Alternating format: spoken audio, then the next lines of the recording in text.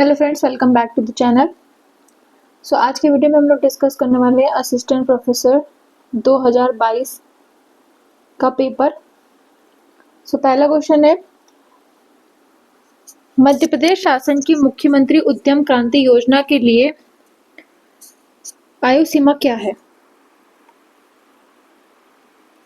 मध्य प्रदेश शासन द्वारा जो मुख्यमंत्री उद्यम क्रांति योजना है, ये प्रारंभ की गई थी 2022 में, जिसके तहत कि 18 से 45 वर्ष के मध्य जो व्यक्ति है उन्हें रोजगार के लिए ऋण प्रदान किया जाएगा। तो ऑप्शन नंबर बी इसका राइट हो जाएगा। इसके अलावा अगर हम बात करें अन्य योजनाओं की जो कि रोजगार से संबंधित है, तो एससी कैटेगरी जो है उसके लिए है भीमराव अंबेडकर आर्थिक कल्याण योजना, ये भी शुरू की गई थी 2022 में, और ये किसके लिए? एससी कैटेगरी के लिए। वहीं एसटी कैटेगरी के लिए बात करें तो 2022 में दो योजनाएं थी, टंट्या भील आर्थिक कल्याण योजना, ये भी कब शुरू की गई थी? ये भी शुरू की गई थी 2022 में। इसके अलावा एक और योजना है बिरसा मुंडा आर्थिक कल्याण योजना। बिरसा जो है ये भी है 2022 में, और डेट क्या है इसकी? 6 सितंबर। इसके बाद इसके अलावा एक और है बिरसा मुंडा स्वरोजगार योजना, ये भी 22 में 6 सितंबर को शुरू की गई थी। ठीक है, तो ये 2022 की 3 परियोजनाएं हो गई। और टंट्या भील के नाम से एक और परियोजना चलती है, टंट्या भील स्वरोजगार योजना। तो टंट्या भील स्वरोजगार योजना जो है वो 2013 से चल रही है, जिसमें कि जो एज है वो 18 से 45 वर्ष है। जबकि इन तीनों परियोजनाओं की बात करें तो इनमें से जो भगवान बिरसा मुंडा स्वरोजगार योजना है, इसके लिए है 18 से 45 वर्ष। जबकि जो आर्थिक कल्याण वाली योजनाएं हैं, एससी कैटेगरी की बात करें भीमराव अंबेडकर की आर्थिक कल्याण योजना या फिर टंट्या भील आर्थिक कल्याण योजना, दोनों के लिए 18 से 55 वर्ष सीमा निर्धारित की गई है इस योजना के लाभ हेतु। ठीक है, तो हम थे उद्यम क्रांति योजना पे। तो ये हमारे पास कब शुरू की गई थी? 2022 में, और इसमें एज क्या है? 18 से 45। तो मैंने 4 योजनाएं बताई है। टंट्या भील स्वरोजगार योजना जो कि 2013 से चल रही है, जिसमें एज 18 से 45 वर्ष है। उसके बाद बिरसा मुंडा स्वरोजगार योजना, ये भी हमारे पास 18 से 45 वर्ष इसकी है। उसके बाद उद्यम क्रांति योजना, इसके में भी 18 से 45 वर्ष के मध्य एज है। देखो, जो स्वरोजगार योजना या फिर उद्योग स्थापित करने के लिए जो योजनाएं है ना, उसमें यूजुअली कम एज लिमिट होती है, जैसे 18 से 45। वहीं आर्थिक कल्याण योजनाएं जो है उसमें जो एज है वो 18 से 55 वर्ष है, दोनों में, टंट्या भील आर्थिक कल्याण योजना में भी और भीमराव अंबेडकर आर्थिक कल्याण योजना में भी। नेक्स्ट क्वेश्चन है, डॉक्टर दयाल शर्मा भारत के कौन से राष्ट्रपति थे? तो शंकर दयाल शर्मा जो है भारत के 9वें राष्ट्रपति थे, और वर्तमान में भारत के राष्ट्रपति कौन है? द्रौपदी मुर्मू जी। निम्नलिखित में से किसे वर्ष 2023 का निशानेबाजी अर्जुन पुरस्कार प्राप्त हुआ है? तो ईशा सिंह जो है, इनको मिला था ये पुरस्कार। इसको आप स्किप भी कर सकते हैं। नेटवर्क ट्रैफिक को गुप्त रूप से पकड़ने और उसका विश्लेषण करने की प्रक्रिया को क्या कहा जाता है? तो ये जो प्रक्रिया है ये कहलाती है स्नूपिंग। तो इसमें ऑप्शन नंबर सी हमारे पास राइट हो जाएगा, स्नूपिंग इसका करेक्ट आंसर है। क्रेडिट या डेबिट कार्ड को निम्नलिखित में क्या कहा जाता है? तो क्रेडिट या डेबिट कार्ड जो है उसको क्या कहा जाता है? Plastic money. तो ऑप्शन नंबर बी हमारे पास करेक्ट हो जाएगा, प्लास्टिक मनी। और एनपीसीआई जो है इसके द्वारा रुपे कार्ड जारी किया जाता है। ठीक है, unstructured supplementary service data USSD पर आधारित मोबाइल बैंकिंग करने के लिए निम्नलिखित में से न्यूनतम किसकी आवश्यकता होती है? तो इसके लिए आवश्यकता होती है इंटरनेट डेटा सुविधा के बिना एक बुनियादी सुविधा वाला फोन। बिना इंटरनेट वाला फोन भी चल जाता है।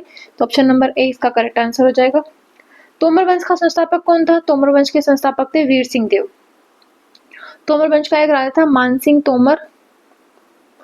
मानसिंह तोमर, जिसने कि अपनी रानी गुजरी के लिए महल बनवाया है। गुजरी महल कहाँ पे बनवाया है? ग्वालियर में। ग्वालियर में गुजरी महल बनाया है। और इसके बाद बात करें तो वृंदावन लाल शर्मा जो है, इन्होंने अपनी रचना मृगनयनी जो है उसमें रानी गुजरी को क्या कहा है? मृगनयनी कहा है। नेक्स्ट क्वेश्चन देखिए, किसने रामकथा पर आधारित आनंद रघुनंदन नामक नाटक का लेखन किया है? तो आनंद रघुनंदन जो है विश्वनाथ सिंह द्वारा रचित रचना है। इसका सही ऑप्शन हो जाएगा ए।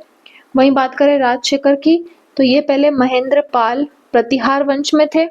उसके बाद जब प्रतिहारों का पतन हुआ तो ये युवराज देव प्रथम, जो कि किसके थे? कलचुरी वंश के थे, त्रिपुरी के कलचुरी वंश। उनके शासनकाल में दरबारी कवि रहे ये। और युवराज देव प्रथम को ही राजशेखर ने क्या कहा था? उज्जैनी विजेता, उज्जैनी भुजंग या मालवा विजेता कहा है। तो ये जो जानकारी है किसके बारे में है? राजशेखर के बारे में। घेला और बीदड़ी त्योहार किस जनजाति के द्वारा मनाया जाता है? बीदड़ी बोलो या फिर बीदड़ी पूजा, एक ही बात है। ये जो है गोंड जनजाति से संबंधित है, जिसमें कि कृषि पूजा शामिल है। ज्येष्ठ माह में मनाया जाता है ये पर्व या ये पूजा। ज्येष्ठ माह में अच्छी वर्षा के लिए भगवान जी से प्रार्थना की जाती है बीदड़ी पूजा के माध्यम से। नेक्स्ट क्वेश्चन देखिए,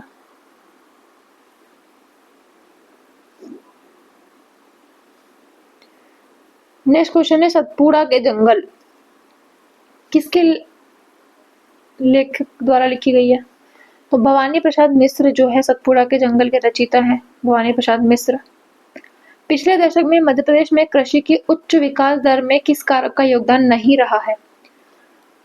तो शहरी बुनियादी ढांचों का विस्तार का इसमें कोई योगदान नहीं है। बाकी बात करें सिंचाई के बुनियादी ढांचे का निर्माण, खेती के लिए बिजली उपलब्धता कराना, ग्रामीण सड़क नेटवर्क को मजबूत, खरीद तंत्र का विस्तार करना, ये सभी कृषि के लिए हेल्पफुल होते हैं।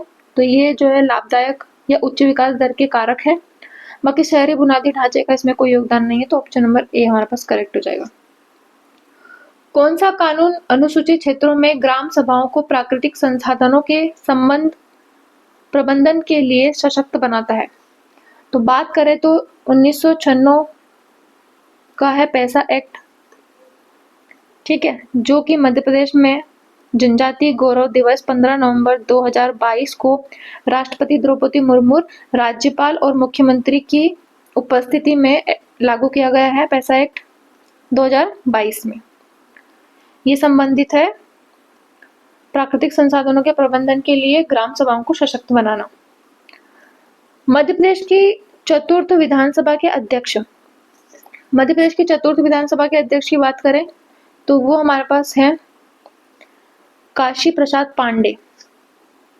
ये हमारे पास चतुर्थ विधानसभा के अध्यक्ष रहे हैं। बाकी अगर बात करें प्रथम अध्यक्ष की, तो प्रथम अध्यक्ष जो थे वो थे कुंजीलाल दुबे, और इनका कार्यकाल सर्वाधिक रहा है, सर्वाधिक कार्यकाल रहा है इनका। और सबसे कम कार्यकाल की बात करें तो तेजलाल टभरे जो है वो न्यूनतम कार्यकाल रहा है इनका। ये भी विधानसभा अध्यक्ष रह चुके हैं। नेक्स्ट क्वेश्चन देखिए, राष्ट्रीय ई गवर्नेंस योजना NEGP किसके द्वारा तैयार की जाती है? ये तैयार की जाती है भारत सरकार के सूचना प्रौद्योगिकी विभाग और प्रशासनिक सुधार एवं लोक शिकायत विभाग के द्वारा। ई गवर्नेंस योजना, ऑप्शन नंबर डी राइट हो जाएगा। भारतीय विशिष्ट पहचान प्राधिकरण की वेबसाइट पर पहुंचने के लिए कौन सा उपयोग किया जाता है? तो ये आधार कार्ड से संबंधित जो वेबसाइट है वो है UIDAI, तो ऑप्शन नंबर ए हमारे पास करेक्ट हो जाएगा। एक टेक्स्ट फाइल जिसमें सूचनाओं की एक स्ट्रिंग होती है आपके कंप्यूटर की हार्ड डिस्क पर ब्राउजिंग जानकारी संग्रहित करती क्या कहलाती है? वो कहलाती है कुकी। वहीं दूसरे ऑप्शन की बात करें तो URL क्या है हमारे पास जानकारी का पता है। URL जो कि ह्यूमन रीडर है, यूनिफॉर्म रिसोर्स लोकेटर। DNS की बात करें तो जो डोमेन नेम होता है जिसको जो कि ह्यूमन रीडेबल होता है उसको चेंज करता है ये IP एड्रेस में। तो डोमेन नेम से IP एड्रेस में चेंज करने के लिए डोमेन नेम सिस्टम की जरूरत होती है, तो DNS इसके लिए जाना जाता है। नेक्स्ट क्वेश्चन देखिए, निम्नलिखित में से किस पर्यटन स्थल से वराह की प्रतिमा प्राप्त हुई है? तो वराह की प्रतिमा जो है असापुरी से प्राप्त हुई है, तो ऑप्शन नंबर सी हमारे पास राइट आंसर हो जाएगा। वही बात करें भोजपुर की, तो भोजपुर कहाँ आता है? रायसेन जिले में बेतवा नदी के किनारे। रायसेन जिले में बेतवा नदी के किनारे आता है। यहाँ पे सबसे बड़ी शिवलिंग है और इस मंदिर की तुलना गुजरात के सोमनाथ मंदिर के साथ की जाती है। पत्युवर्धन जिसने गुर्जर प्रतिहार प्रदेश जीता था, किस वंश का शासक था? तो गुर्जर प्रदेश जीतने वाला जो राजा पत्युवर्धन था वो था शेल वंश का। तो ऑप्शन नंबर डी हमारे पास करेक्ट हो जाएगा। वहीं ऑप्शन बी की बात करें ओलिकर वंश की, तो ये थे हमारे पास मंदसौर में, और ओलिकर वंश के राजाओं ने ही मालवा का नाम मालव जाति के आधार पर रखा था, मालवा। और इनसे संबंधित सोंधनी अभिलेख मिला है, सोंधनी अभिलेख, और रेशम बुनकर अभिलेख मिला है मंदसौर से। और इसके जो राजा थे वो थे यशोधर्मन या विष्णुधर्मन, जिसने कि मिहिर कुल को हराया था, हुन शासक। कई बार पूछा गया है ये क्वेश्चन PYQ में कि हुन शासक मिहिर कुल को हराने वाला ओलिकर वंश का शासक कौन था? यशोधर्मन। प्राचीन काल में दहाल का क्षेत्र कौन सा था? तो दहाल जो है वो इस्तेमाल किया जाता था जबलपुर के लिए, और जबलपुर के और भी नाम है जैसे त्रिपुरी हो गया, महाकौशल क्षेत्र हो गया, जबलपुर मंडला। ये हमारे पास क्या आ जाएगा? दहाल क्षेत्र आ जाएगा जबलपुर के लिए। बाकी मंदसौर का पुराना नाम क्या है? इसका नाम है दशपुर। खंडवा जो है वो निमाड़ में आता है, तो इसका नाम हो जाएगा अनुपदेश। मध्य प्रदेश के किस विभूति को वर्ष 2023 के पद्मश्री पुरस्कार से सम्मानित किया गया है? तो उपरोक्त सभी को 2023 में पद्मश्री अवार्ड मिला था। वहीं बात करें अगर 2026 की, तो 2026 में 4 व्यक्तित्व को पद्मश्री मिला है। पहले है मोहन नागर, जिनको कि सामाजिक कार्य के क्षेत्र में मिला है। सामाजिक कार्य के लिए जल संबंधित अनेक कार्य किए हैं इन्होंने। फिर है कैलाश चंद्र पंत, इनको मिला है साहित्य के क्षेत्र में। इनकी पत्रिका है जनपथ, साप्ताहिक पत्रिका है इनकी। इसके बाद तीसरा नाम आ जाता है भगवान दास, जो कि बुंदेलखंड से है। इनको खेल क्षेत्र में मिला है मार्शल आर्ट। चौथी बात करें नारायण व्यास, ये उज्जैन से हैं। इनको मिला है पुरातत्व विभाग की ओर से पद्मश्री। तो ये चारों नाम देख लेना। माउंट एवरेस्ट फतह करने वाली मध्य प्रदेश की प्रथम महिला जो है, ऑप्शन नंबर ए और ऑप्शन नंबर बी दोनों को ही करेक्ट माना गया आंसर की में, तो ए और बी दोनों ही करेक्ट माने गए। 16वीं लोकसभा के अध्यक्ष का नाम क्या है? तो 16वीं लोकसभा के अध्यक्ष जो है सुमित्रा महाजन रही है, इसका ऑप्शन नंबर बी करेक्ट हो जाएगा। 1857 की रानी अवंतीबाई का संबंध कहाँ से है? तो रानी अवंतीबाई जो थी वो थी रामगढ़ गढ़ा मंडला से संबंधित थी। नहीं, रामगढ़ की रानी अलग है, गढ़ा मंडला से कौन संबंधित थी? रानी दुर्गावती गढ़ा मंडला से संबंधित थी। बाकी रामगढ़ की जो रानी अवंतीबाई, इनको रामगढ़ की लक्ष्मीबाई भी कहा जाता है, 1857 की क्रांति के टाइम पे थी ये। गिरधारी बाई इनकी अंगरक्षिका रही थी, इनके साथी। केशवदास ने महाराजा इंद्रजीत सिंह कि पतिव्रता गणिका राय प्रवीण को शिक्षा देने के लिए किस ग्रंथ की रचना की थी?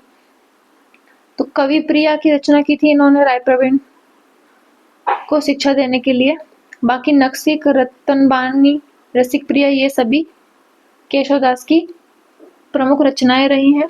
और केशवदास को कठिन काव्य का प्रेत कहा जाता है। कठिन काव्य का प्रेत या फिर हृदयहीन कवि की उपाधि दी गई है केशवदास को। बुंदेलखंड में 3 प्रसिद्ध कवि वृहदलयी के नाम से विख्यात निम्न में से कौन शामिल है? तो इसमें से शामिल है ईशुरी, गंगाधर और ख्यालराम, ये तीनों शामिल है। गुणसागर जो है वो इसमें शामिल नहीं है। इसके अलावा बात करें तो बुंदेलखंड में जगनिक कवि थे। परमार्दी देव के दरबारी कवि थे ये। इन्होंने रचना की है परिमल रासो की परमार्दी देव के लिए। और परमार्दी देव के सेनापति आला उदल परमार्दी देव के सेनापति थे, जो कि पृथ्वीराज आसो से लड़ाई करते वक्त शहीद हो गए थे। तो इनके लिए इन्होंने लिखी है आलाखंड। तो ये 2 प्रमुख रचना है बुंदेलखंड से संबंधित है, जगनिक कवि। ठीक है, नेक्स्ट क्वेश्चन देखिए। निम्नलिखित में से हार्डवेयर नहीं है। तो कीबोर्ड हार्डवेयर है, सीपीयू हार्डवेयर है, मॉनिटर भी हार्डवेयर है, डिवाइस ड्राइवर जो है वो हार्डवेयर में नहीं आता है। तो ऑप्शन नंबर बी करेक्ट हो जाएगा। 1 बाइट जो है वो 2 निबल के बराबर है। तो ऑप्शन नंबर बी करेक्ट हो जाएगा। कृत्रिम बुद्धिमत्ता के कौन से उपतंत्रों में ऐसे एल्गोरिथम शामिल है जो स्वयं को सीखने और भविष्यवाणी करने के लिए डेटा का उपयोग करते हैं? तो ये डेफिनेशन किसकी है? मशीन लर्निंग की। तो ऑप्शन नंबर बी हमारे पास करेक्ट हो जाएगा। अगर हम बात करें एआई के जनक की, एआई का जनक ये कहा जाता है जॉन मैकार्थी, इन्होंने एआई का जनक माना जाता है। पहली बार आर्टिफिशियल इंटेलिजेंस शब्द को गढ़ा था इन्होंने 1955-56 में। ठीक है। हैकिंग, फिशिंग, ईमेल भेजना, रैनसमवेयर किसके उदाहरण हैं? तो ये सब हमारे पास साइबर क्राइम गतिविधियां हैं, ईमेल भेजना, फिशिंग ईमेल वगैरह। तो ये हमारे पास ऑप्शन नंबर सी करेक्ट हो जाएगा। मध्य प्रदेश के उत्तर पश्चिमी भाग कटीले वन एवं झाड़ियां पाई जाती है। और दूसरा है मध्य प्रदेश का पश्चिमोत्तर भाग अर्धशुष्क जलवायु का क्षेत्र है। तो दोनों ही कारण सही है। उत्तर पश्चिमी भाग में कम वर्षा होती है, इसी के कारण ही वहाँ पे कटीले वन और झाड़ियां पाई जाती है। खेर का वृक्ष हो गया, पलाश। तो ऑप्शन नंबर ए हमारे पास करेक्ट हो जाएगा। ए हमारे पास सही है और आर उसका सही कारण है। विंध्याचल श्रेणी के विषय में निम्नलिखित में से क्या सही है? विंध्याचल श्रेणी की बात करें तो ये गंगा और नर्मदा का अपवाह तंत्र के जल विभाजक के कार्य करता है। सो नर्मदा नदी जो है अमरकंटक अनूपपुर से बहती हुई चली जाती है खंबात की खाड़ी में। वहीं सोन नदी सेम अमरकंटक पहाड़ से निकल के चली जाती है। सोन नदी जो है वो चली जाती है गंगा में। ठीक है, तो यहाँ बीच में आ जाता है विंध्याचल पर्वत। ठीक है, ये ऐसे मालवा से बीचों बीच होते हुए रीवा पन्ना के पठार और उधर तक फैला हुआ है, सतना मेहर तक। तो ये सही है। एक क्रमबद्ध ऊंची श्रेणी के रूप में नहीं है। क्रमबद्ध श्रेणी के रूप में नहीं है क्योंकि ये विंध्याचल, भांडेर और कैमूर में से बटा हुआ है। तीसरा भी वही है कि यह श्रेणी पूरी लंबाई में विंध्याचलों से बनी है, ऐसा नहीं है, जबकि ये 3 अलग अलग भागों में बटी हुई है। दक्षिणी ढाल तीव्र है, इसका दक्षिणी ढाल तीव्र है, ये बात भी सही है। ऑप्शन नंबर सी जो है वो हमारे पास इसका सही आंसर हो जाएगा, क्योंकि विंध्याचलों से नहीं बनी है, ये अलग अलग भागों में बटी हुई है। जबकि ये बोल रहा है विंध्याचलों से बनी हुई है, ऐसा नहीं है, ये अलग अलग भागों में बटी हुई है। तो ऑप्शन नंबर सी हमारे पास राइट हो जाएगा, मतलब जो गलत है वही हमारे पास सही हो जाएगा। तो option number C. Madhya Pradesh के शीतल पानी, गिदरी, धोरली एवं जट्टा निम्नलिखित में से किस खनिज से संबंधित है? तो मलाच खंड तामा नगरी सभी जानते हैं, ये संबंधित है तांबा से। तो ये शीतल पानी, गिदरी, धौली चट्टा ये सब भी तांबे से संबंधित है। वहीं एक और आता है मोह पानी। मोह पानी जो है वो कोयला की खदान है नरसिंहपुर में, नरसिंहपुर। ये ध्यान रखना, मोह पानी जो है वो कोयले से संबंधित है, जबकि शीतल पानी जो है वो तांबे से संबंधित है। और बाक्साइट की बात करें तो बेहर का पठार सबसे प्रसिद्ध है। मैग्नीज की बात करें तो भरवेली, तिरोडी, रमरमा, भरवेली, तिरोडी, रमरमा, बालाघाट में प्रमुख खदानें हैं। चूना पत्थर की बात करें तो कटनी, चूना नगरी। नेक्स्ट क्वेश्चन देखिए, जनवरी के माह में मध्य प्रदेश के निम्नलिखित में से किस भाग में औसत तापमान अन्य क्षेत्रों की अपेक्षा अधिक होता है? तो बात कर रहे हैं जनवरी माह में, मतलब जनवरी माह में सामान्य ठंड कहाँ पड़ती है? औसतन तापमान अन्य क्षेत्रों की अपेक्षा अधिक होता है। अधिक होता है मतलब सामान्य ठंड पड़ती है, तो दक्षिणी भाग में सामान्य ठंड पड़ती है। क्योंकि अगर उत्तरी भाग की बात करें तो उत्तर भाग में तो ठंड में अधिक ठंड पड़ती है, गर्मी में अधिक गर्मी पड़ती है। मालवा में सामान्य होता है। सर्वश्रेष्ठ जलवायु कहा है फाइयान ने मालवा की जलवायु को। तो दक्षिणी भाग जो है सतपुड़ा वाला, नर्मदा घाटी वाला, वहां पे ठंड में सामान्य ठंड होती है, तो तापमान अपेक्षाकृत अधिक होता है। मध्य प्रदेश में एक जिला एक उत्पाद का पहल उद्देश्य क्या है? कृषि प्रसंस्करण और बाजार विकास को प्रोत्साहन करना और ग्रामीण क्षेत्रों में रोजगार के अवसर का सृजन कराना, ये दोनों ही एकदम सही आंसर है। और फरवरी 2023 में ये स्टार्ट किया गया था ODOP, जिसके तहत कि 38 प्रोडक्ट हैं टोटल, जो कि 55 जिलों को बांटे गए हैं। इसमें सब कुछ आ जाता है। जैसे फर्नीचर की बात करें तो छतरपुर का है। छिपा प्रिंट जो है वो उज्जैन का है, भैरवगढ़ से प्रसिद्ध है। लहसुन की बात करें तो मंदसौर का है। प्याज की बात करें तो खंडवा शाजापुर का है। हरदा, उसके बाद देवास, मऊगंज और रीवा, ये सबको क्या मिला है? बांस मिला है इन चारों को। नेक्स्ट क्वेश्चन है, स्थिर मूल्यों 2011-12 के आधार पर वर्ष 2022-23 में मध्य प्रदेश में प्रति व्यक्ति शुद्ध आय कितनी रही है? तो 22-23 की बात करें तो वो रही है 65,023 रुपए। पर इसको छोड़िए, 25-26 की बात करते हैं। 25-26 में 2011-12 के जो आधार वर्ष माने अगर, तो अभी जो हमारे पास प्रति व्यक्ति आय है स्थिर भाव पर, वो क्या आएगी?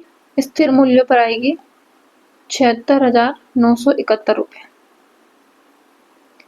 वहीं अगर प्रचलित भाव की बात करें तो प्रचलित भाव पर कितनी आएगी? प्रचलित भाव पर बात करें तो आएगी 1,69,50 रुपए। और अगर वर्ष 24-25 की तुलना करें 25-26 से, तो स्थिर भाव पर 71,945 रुपए थी 24-25 में, जो कि बढ़कर कितनी हो गई है? 76,971 रुपए। नवाचार संचालित उद्यमशीलता संस्कृति को बढ़ावा देने के लिए मध्य प्रदेश सरकार ने लॉन्च की है। तो मध्य प्रदेश स्टार्टअप नीति लॉन्च की है। ऑप्शन नंबर डी करेक्ट हो जाएगा।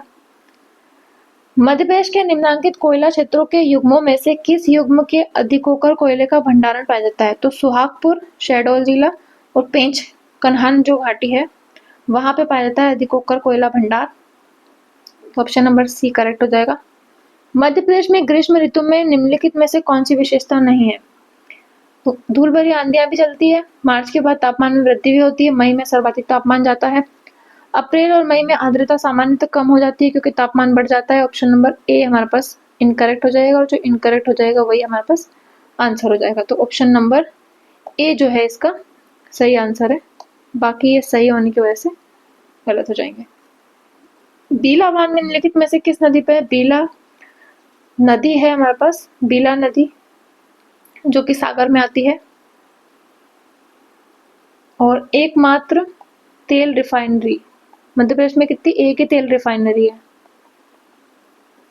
किसी एक पीवाईक्यू एग्जाम में पूछा गया है कि मध्य प्रदेश में कितनी तेल रिफाइनरी है, तो एकमात्र एक ही है जो कि सागर जिले में है, बिला नदी के किनारे।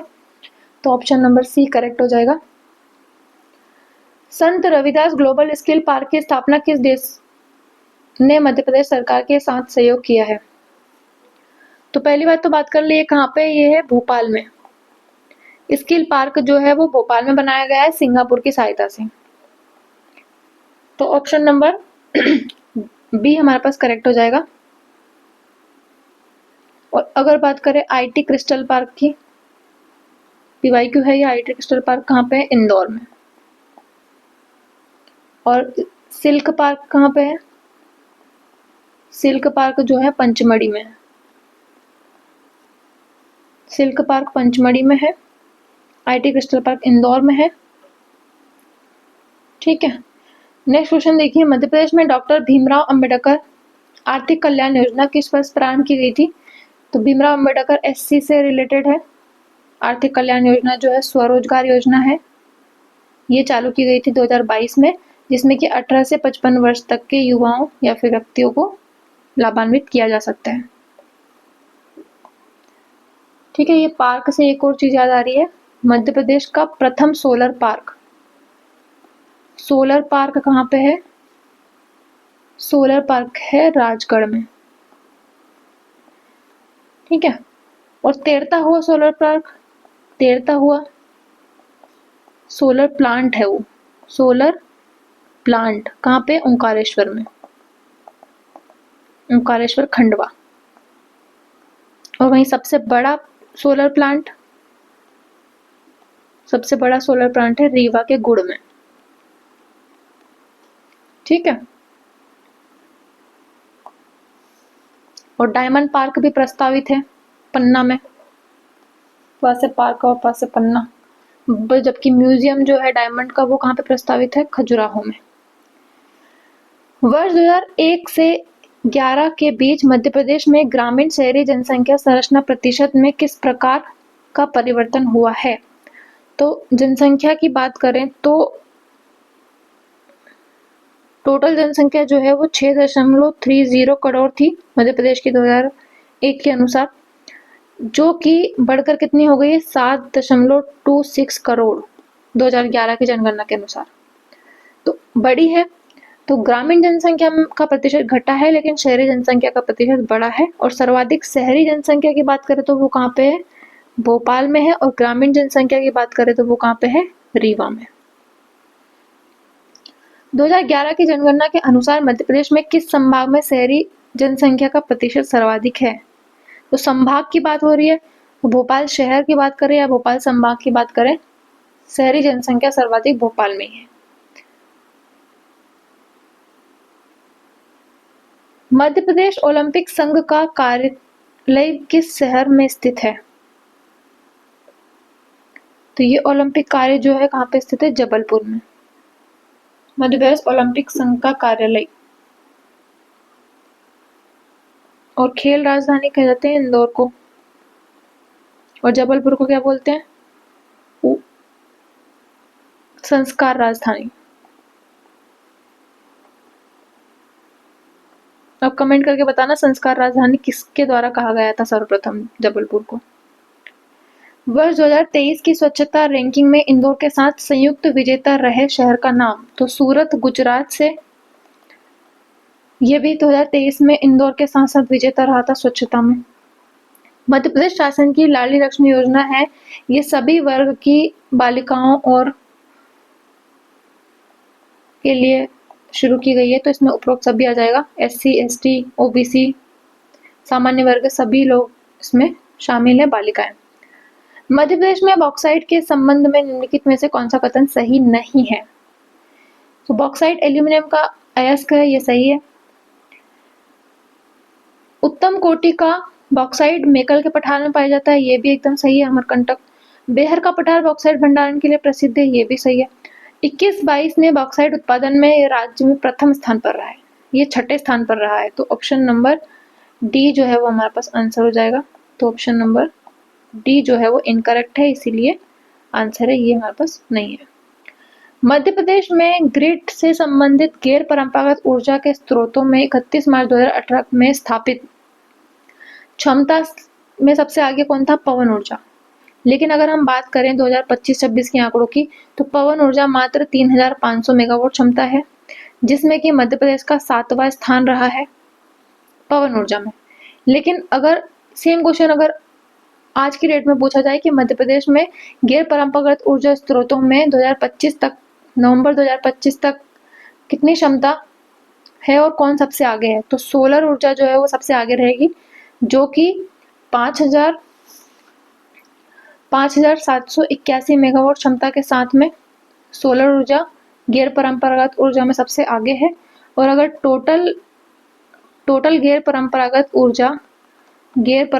ऊर्जा की बात करें तो नवंबर 2025 तक 9,508 मेगावाट क्षमता रही है मध्य प्रदेश की टोटल। नेक्स्ट क्वेश्चन देखिए, मध्य प्रदेश में निम्नलिखित में से कौन सी सिंचाई परियोजना नर्मदा बेसिन से बाहर की है? तो नर्मदा के बाहर की बात करें तो बारना परियोजना है, जो नर्मदा नदी की सहायक नदी में रायसेन में है। संजय सरोवर की बात करें तो ये हमारे पास गलत हो जाएगा, क्योंकि वेनगंगा पर है ये। वेनगंगा कहाँ से निकलती है? वेनगंगा निकलती है सिवनी जिले से। ठीक है, इस तरह का इसका कुछ डायग्राम बनेगा, जैसे कि ये हमारे पास सिवनी है, सिवनी से निकलती है वेनगंगा नदी। ठीक है, उसके बाद बैतूल से निकलती है, बीच में ही छिंदवाड़ा छोड़ के यहाँ बैतूल से निकलती है वर्धा नदी। ये मिल जाती है वेनगंगा नदी से। ये हो गई वर्धा, ये हो गई वेनगंगा। इन दोनों का संगम क्या कहलाता है? प्राणहिता नदी बनाती है, जो कि आगे जाके कहाँ मिल जाती है? गोदावरी में। और ये संगम प्राणहिता कहलाता है, और ये संगम कहाँ पे है? महाराष्ट्र के भंडारा जिले में। और यहीं ये जो नदी है ये पांडुरना की सीमा बनाती है, पांडुरना की दक्षिणी सीमा बनाती हुई आती है वर्धा नदी। और छिंदवाड़ा से निकलती है एक तो पेंच नदी, जो कि कन्हान नदी में मिल जाती है। दूसरी छिंदवाड़ा से निकलती है कान्हान नदी, जो कि इसमें मिलती है, और पेंच इसमें मिलती है। तो ये हो गई कन्हान नदी और ये हो गई पेंच नदी, जो कि जुन्नार पहाड़ी से निकलती है। ये जो हो गया दक्षिणी भाग का अपवाह तंत्र हो गया, गोदावरी अपवाह तंत्र। तो संजय सरोवर जो है वो नर्मदा पर नहीं है, कहाँ पर है? वो वेनगंगा नदी पे है। और इसी नदी पर यहाँ पे भीमगढ़ बांध है, जिसको ही कहा जाता है संजय सरोवर। ये एशिया का सबसे बड़ा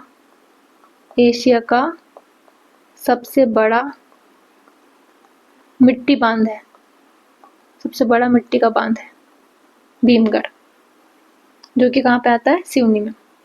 ठीक है, बाकी सुक्ता नदी नर्मदा के सहायक नदी पर है।